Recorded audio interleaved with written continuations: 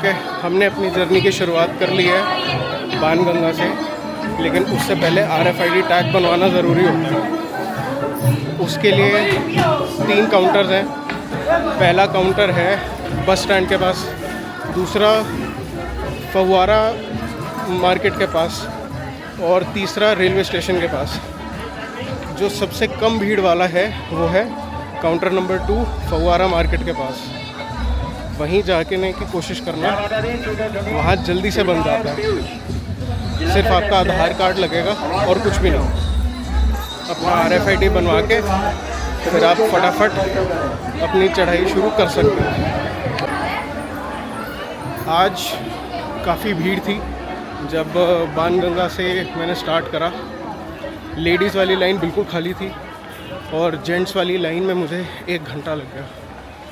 उसके अंदर with luggage without luggage दोनों थे, दोनों तरीके के लोग थे। I don't know what was taking so long, but बहुत टाइम लग गया, 1 घंटा लग गया। मैंने 12 बजे स्टार्ट करी थी और अभी 1 बज रहा है। सो अब देखते हैं कि कब तक पहुंचता हूँ भवन तक। बाणगंगा में एज़ यूजुअल हॉर्स भी चलते हैं, तो हॉर्स के साथ उनका लेफ़्ट ओवर भी यहाँ रहता है। ये तो थोड़ा सा है, बहुत सारा होता है।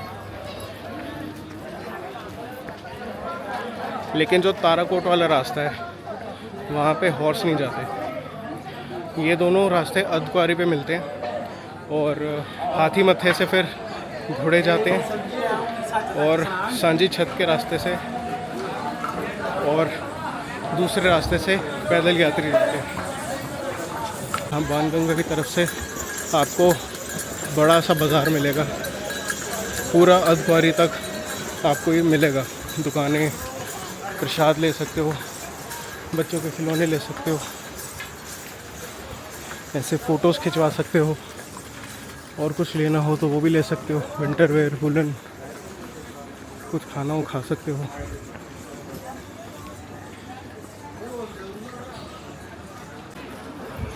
ये देखिए, ऐसे पूरा एक स्टूडियो बनाया होता है, कपड़े पहना के भी फ़ोटोज़ क्लिक करवाते हैं। ऐसी ये सैंपल है।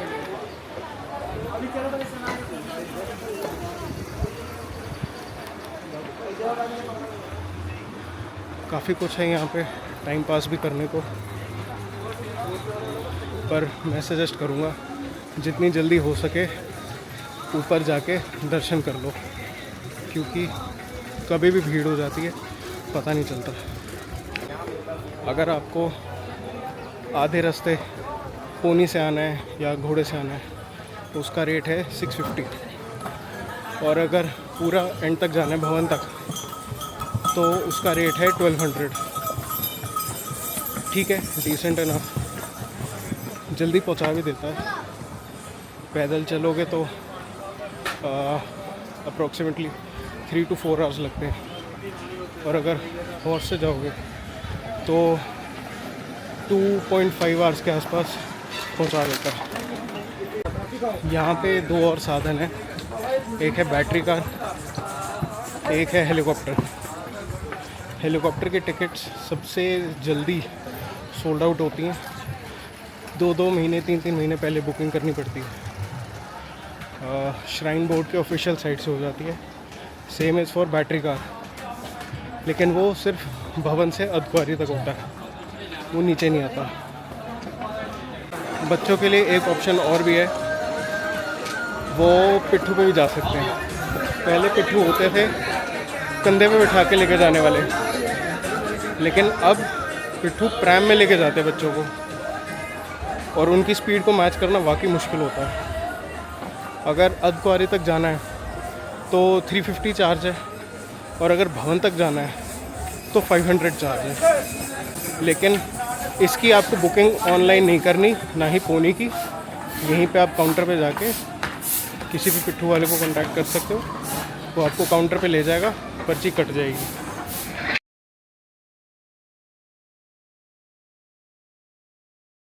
आपको जगह जगह केमिस्ट भी मिल जाएगी।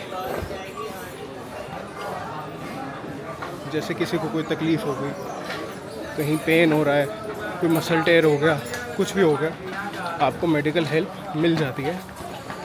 लेकिन ये बहुत ज़्यादा अच्छी मेडिकल हेल्प नहीं है। ये आपको इतना कर देंगे कि आप सिटी में जाके किसी हॉस्पिटल तक जा सकते हो।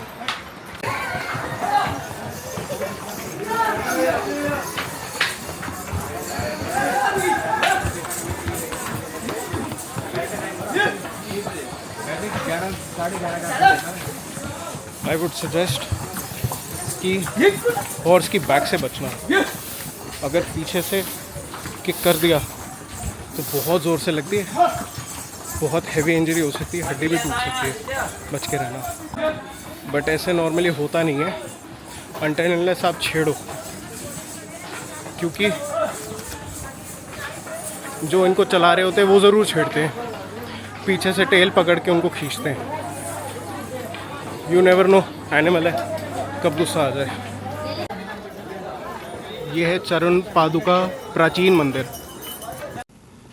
इस जगह की मान्यता ये है कि जब माँ वैष्णो देवी अपने गुफा की ओर जा रही थी तो उन्होंने यहाँ रुक के देखा था कि भैरवनाथ पीछे से आ रहे हैं या नहीं। रुकने के कारण उनके चरणों की जो चिन्ह बन गए थे, इस वजह से इस जगह का नाम चरण पादुका है।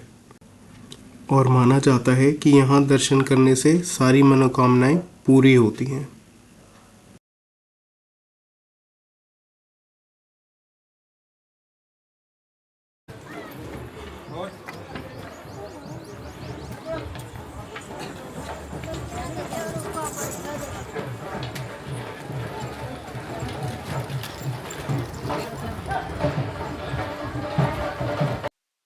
चढ़ाई करते वक्त काफ़ी तेज़ धूप और थकान की वजह से मैं बहुत कमज़ोर महसूस कर रहा था। इस वजह से यहाँ से लेके भवन तक का सफ़र फिर मैंने घोड़े पे किया।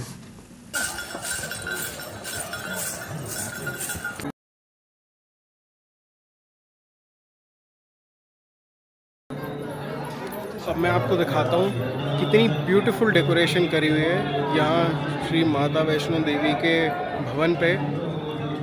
Have a look.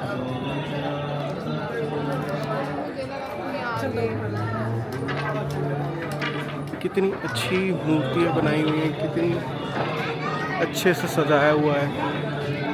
पर ये सब धीरे धीरे वो लोग उतार रहे हैं। ये सब नवरात्रों का डेकोरेशन था जो कि अब उतारा जा रहा है। Just have a look, so beautiful, so beautiful. कितनी मेहनत से ये सब काम करा गया।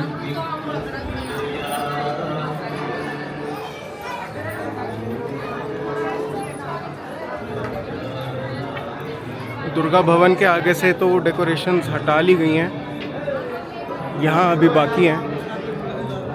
और लोग भी नहीं छोड़ते, फ्लावर्स प्लग करते हुए चले जाते हैं इसमें से।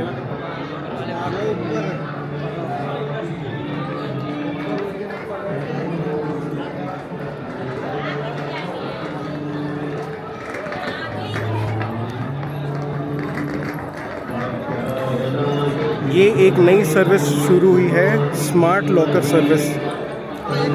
इसके लिए हमें लाइनों में लगने की ज़रूरत नहीं है, बस सिंपली QR कोड को स्कैन करना है और ऐप डाउनलोड हो जाएगी। उसके थ्रू पता चल जाएगा कि कौन सा लॉकर अवेलेबल है। जो भी अवेलेबल हो उसको आप यूज़ कर सकते हैं, जैसे कि ये भाई साहब कर रहे हैं। काफ़ी बड़ा लॉकर है, अच्छे साइज़ का है।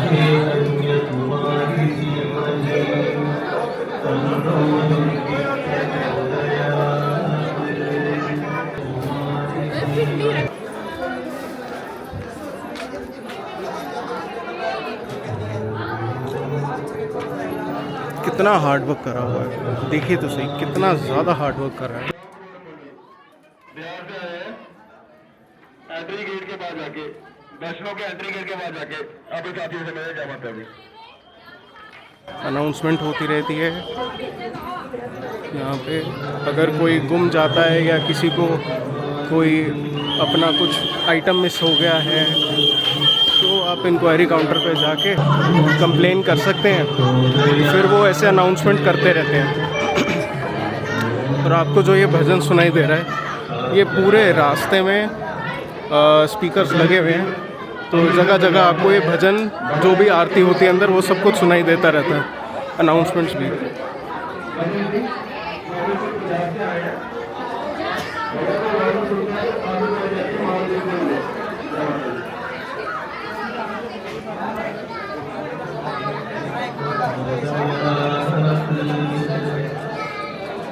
नॉर्मल लॉकर्स भी अवेलेबल हैं, बट उसमें लाइन बहुत लंबी होती है। जो तो टेक सेवी लोग हैं वो स्मार्ट लॉकर्स का यूज़ करके अपना काम जल्दी से कर सकते हैं, जल्दी से दर्शन कर सकते हैं, नहीं तो लाइन में लगना पड़ेगा।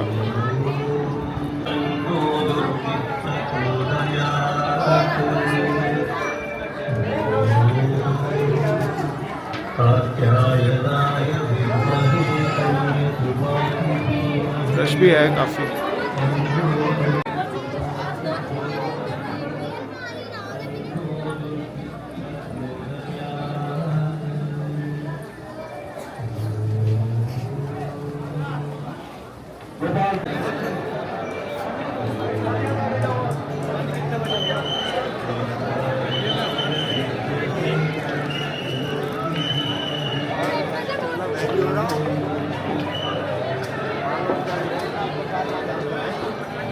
नरसिम्हा भगवान, इतना बड़ा जय माता दी लिखा है, और नीचे से लोगों ने फ्लावर्स प्लग कर लिए हैं।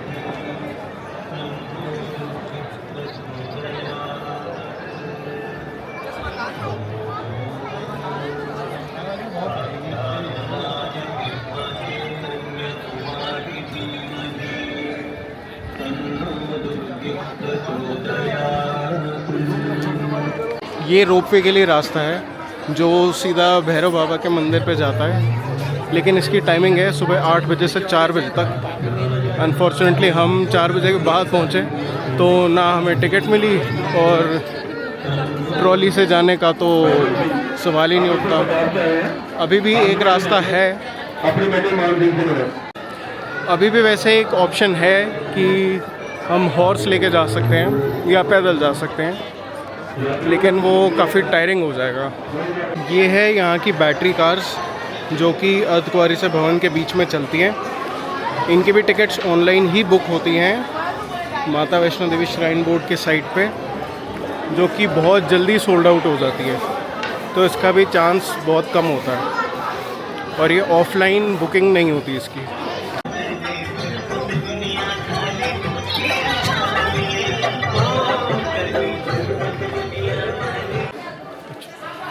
अपेरेंटली जो पिट्ठू है प्रैम, वो सिर्फ बच्चों के लिए नहीं है, उस पर बड़े भी बैठ के जा सकते हैं। अभी मैंने एक हस्बैंड वाइफ को जाते देखा, वो दोनों ऐसा लग रहा था कि रेस लगा रहे हैं। थोड़ा ओल्ड कपल था, वो जो पिट्ठू चलाने वाले थे भगा के लेके गए उनको। कमाल, गो कार्टिंग चल रही है भाई। यहाँ आओ तो कुछ भी खाओ पियो, ज़रा सोच समझ के जगह दे के खाना पीना। मैं बस अभी 2 मिनट्स पहले सैंडविच खा रहा था और बंदर आया, मैंने 2 बाइट ली थी, मेरे हाथ से लेके भाग गया। भैया ये तो अच्छा है अभी खाना लेके चला गया, अगर कम होता या उसका मूड कुछ और होता तो नाखून भी मार सकता था, बाइट भी कर सकता था। तो थोड़ा ध्यान रखना, एक जगह बैठ के खाओ, प्रेफरेबली किसी इंडोर जगह पे खाओ। बहुत सारे भवन हैं जगह जगह, अगर आपको किसी कियोस्क से कुछ लेना है तो आप ले लीजिए, लेकिन कहीं इंडोर खाइए। बाहर बेंच पे बैठ के खाएंगे तो ये दिक्कत हो सकती है। मैं आपको व्यू दिखाने वाला हूँ ऊपर से कटरा सिटी का, जस्ट हैव अ लुक। ये देखिए, ये है पूरी कटरा सिटी। कैमरा में तो इतनी अच्छी पता नहीं चल रही, बट नेकेड आई से बिल्डिंग्स पहचान में आ रही हैं, है ना अमेजिंग। दोस्तों अब मैं अर्धकुंवारी तक पहुंच चुका हूं, और ये है वो पॉइंट जहां से बैटरी कार्स पे आप बोर्ड कर सकते हो। लेकिन अनफॉर्चुनेटली अभी यहाँ पे कोई भी नहीं है, इसके आगे है और वो लगी हुई है चार्जिंग पे। अब अर्धकुंवारी पे आके मैं वापस बाणगंगा के रास्ते से ही नीचे जा रहा हूँ। द सोल रीज़न इज़ कि ताराकोट का जो रास्ता है वो करीब 2 किलोमीटर एक्स्ट्रा है। अब काफ़ी थक चुका हूँ और इससे ज़्यादा चल नहीं सकता। बस इसी सोल रीज़न के लिए मैं ताराकोट से नहीं जा रहा, अदरवाइज़ ज़्यादा साफ़ रास्ता है। बाणगंगा के रास्ते से आपको हॉर्सेस और पोनीज से भी डील करना पड़ेगा, जो कभी भी आपको अपनी टेल से टिकल कर सकते हैं। लेकिन ताराकोट के रास्ते के अपने चैलेंजेस हैं। वहाँ पे कार्स आती रहती हैं, पैसेंजर कार्स ऐसे नहीं आती। वहाँ पे सप्लाई की कार्स बहुत ज़्यादा आती हैं, जो यहाँ पे लंगर घर हैं और बाकी भोजनालय हैं, बाकी कियोस्क हैं, उन सब के सप्लाईज़ आते हैं, भवन के सप्लाईज़ आते हैं। तो इसलिए वहाँ पे अलग ट्रैफिक होता है और काफ़ी तेज़ जाती हैं गाड़ियाँ, तो उसका भी ध्यान रखना पड़ेगा। सुबह यहाँ पे 3 से 4 स्टेयरकेस भी हैं, जिसमें एक में 115 स्टेप्स हैं, एक में 126 स्टेप्स हैं, एक में 300 समथिंग स्टेप्स हैं, एक में 600 समथिंग स्टेप्स हैं। मैं तो सजेस्ट यही करूँगा कि अगर उतर रहे हो तो ले लेना, अगर मन करे तो चढ़ते टाइम स्टेप्स मत लेना, थोड़ी देर में बहुत बुरी हालत हो जाएगी और उसके बाद आगे की चढ़ाई कर नहीं पाओगे। मेरा सजेशन तो यही रहेगा कि स्टेयरकेस मत लेना, उतराई के टाइम पे देख सकते हो अगर मन करे और ताकत हो तो, नहीं तो उतरते उतरते भी नीज़ में प्रेशर पड़ता है। एकदम से इतनी सारी उतरो तो प्रेशर पड़ेगा और बहुत पेन होगी, तो सोच समझ के। अब बाणगंगा की यही खासियत है कि यहाँ पे इतनी चलती मार्केट है, इतनी सारी शॉप्स हैं, लेकिन जो सबसे ख़ास यहाँ पे शॉप्स होती हैं ट्रैक के बाद या दर्शन के बाद, वो होती है इस चीज़ की।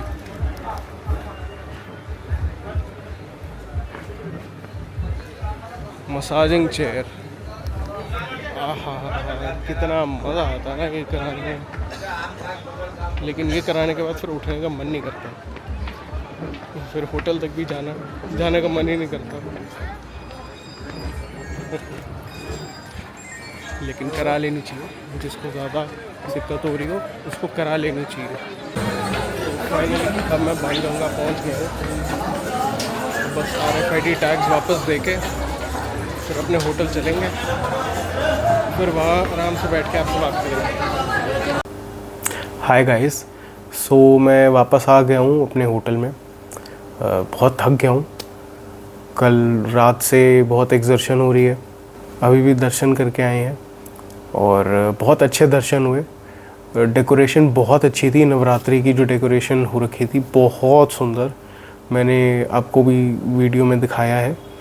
और मुझे एक दो चीज़ें ऐसी पता चली जो मेरे लिए तो नहीं थी, और मुझे ऐसा लग रहा है कि वो आपके कहीं ना कहीं काम आ सकती हैं अगर आप माता वैष्णो देवी कटरा में दर्शन करने आते हैं तो पहली चीज़ तो ये है कि जब आप लॉकर में अपना सामान रखने जाते हो तो वहाँ पे अनाउंसमेंट वो लोग करते हैं कि आप मोबाइल फ़ोन और अपना स्मार्ट वॉच ये लॉकर में नहीं रख सकते। तो उसके लिए उन्होंने क्या नया चीज़ करी है कि दुर्गा भवन के पास पुलिस चौकी है, वहाँ पे उन्होंने मोबाइल और वॉच के लिए एक अलग से लॉकर बनाया है। तो आप उस लॉकर में अपना मोबाइल और स्मार्ट वॉच रख सकते हैं। अगर एनालॉग वॉच है विदाउट लेदर स्ट्रैप तो वो तो आप पहन के जा सकते हो, उसमें कोई दिक्कत नहीं है। एक चीज़ तो ये। दूसरी ये, मैंने डिजिटल लॉकर्स भी देखे, वो ऐप से कंट्रोल होते हैं। इन्होंने QR कोड्स लगा रखे हैं, आप उस ऐप को डाउनलोड करिए, उसके थ्रू आपको पता चल जाएगा कि कौन सा लॉकर एम्प्टी है, वो आप अपने आप को अलॉट करवा सकते हैं। थोड़ी ड्यूरेशन के लिए होता है ये, आई एम श्योर। और आई थिंक ये थोड़ा बेटर इसलिए है कि यहाँ पे रश नहीं था। बाकी दूसरे लॉकर्स पे तो रश बहुत है। ये उन लोग के लिए जो थोड़ा टेक सेवी हैं, इधर से ऐप डाउनलोड करी, ये करा वो करा, कर लेते हैं, ठीक है। पर मैक्सिमम लोग जो दर्शन करने आते हैं वो इतने टेक सेवी नहीं होते। उनको नॉर्मल ताला चाबी वाला सिस्टम ही समझ में आता है। तो जो तो इससे फ़ायदा उठा सकता है वो उठा ले। और ऐसा नहीं है कि थोड़े से थे, काफ़ी सारे थे स्मार्ट लॉकर्स, और नई चीज़ है। और मुझे ये चीज़ थोड़ी सही लगी। और लॉकर्स का साइज़ भी अच्छा था, बहुत छोटे छोटे नहीं थे। लॉकर्स का साइज़ जैसे दूसरे क्लोक रूम में है वैसे ही यहाँ पे भी है। ये ऑल्दो थोड़ा ओपन में था, ये कोई ऐसे उन्होंने अलग से रूम सा ऐसे नहीं बना रखा, ये ओपन में लगा रखे हैं उन्होंने एक वॉल पे। और तीसरी चीज़ मैंने ये देखी कि जब मैं बाणगंगा में था, एंट्री के टाइम पे जब चेकिंग होती है सामान की, तो जो मेंस वाली लाइन थी वो बहुत लंबी थी। 1 घंटा लग गया मुझे वहाँ से निकलने में। चाहे किसी आदमी के पास सामान है या नहीं है, वो उस लाइन में फंसा ही फंसा था। और जो कि लेडीज़ वाली लाइन थी वो तो बिल्कुल खाली थी। पर चलो ठीक है, हो सकता है कि लेडीज़ ने अपना सामान जेंट्स को दे दिया हो कि चलो तुम करवा के लाओ, हम वहाँ पहुँचते हैं, ठीक है, दैट्स फाइन।